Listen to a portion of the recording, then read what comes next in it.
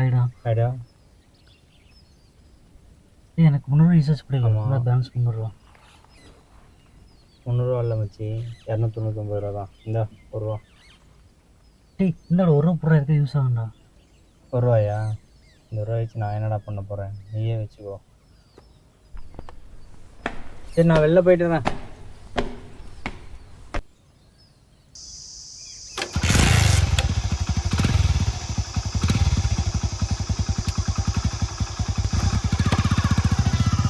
எத்தனை காலந்தான் ஏமாற்றுவார் இந்த நாட்டிலே, இன்னும் எத்தனை காலந்தான் ஏமாற்றுவார் இந்த நாட்டிலே, உந்த நாட்டிலே நம் நாட்டிலே.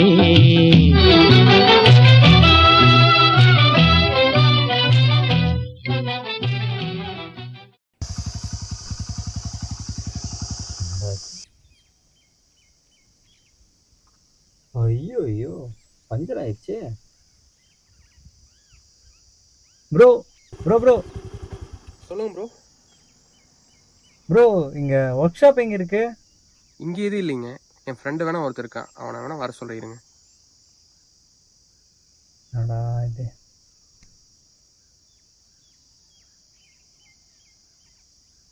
ஹலோ மச்சான், எங்கடா இருக்க? இங்கே வண்டி ஒன்று பஞ்சரு. நம்ம காளிமங்கல் பக்கம்தான். ஓகே ப்ரோ, அவன் வருவான், பார்த்துக்குங்க. Okay bro, thanks. என்னாச்சுண்ணா? டியூப் மாற்றணும் தலை. எவ்வளோ? ஒரு 300 ரூபா ஆகும்.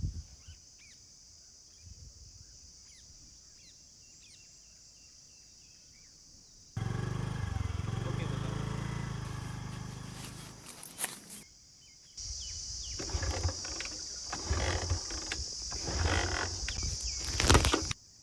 ஐயோ, பெட்ரோல் காலி போலே. அண்ணா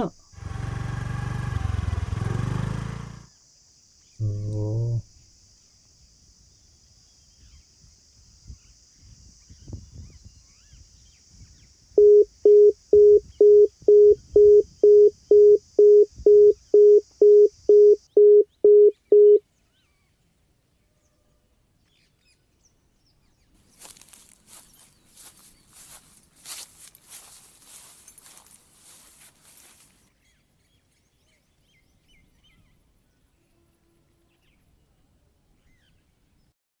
இந்த ரூபா வச்சு நான் என்னடா பண்ண போகிறேன், நீயே வச்சுக்கோ.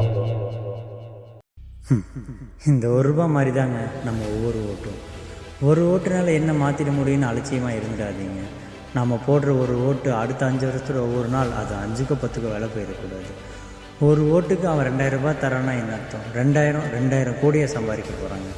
காசு வாங்குறது தப்பு இல்லைங்க, ஏன்னா அது நம்மக்கிட்ட இருந்து கொடுங்கின காசு தானே. காசு கொடுக்குறவங்களுக்கு ஓட்டு போடுறது தான் தப்பு. உங்களை ஆளக்கூடிய தகுதி எந்த தலைவருக்கு இருக்கோ அந்த தலைவரை தேர்ந்தெடுங்க.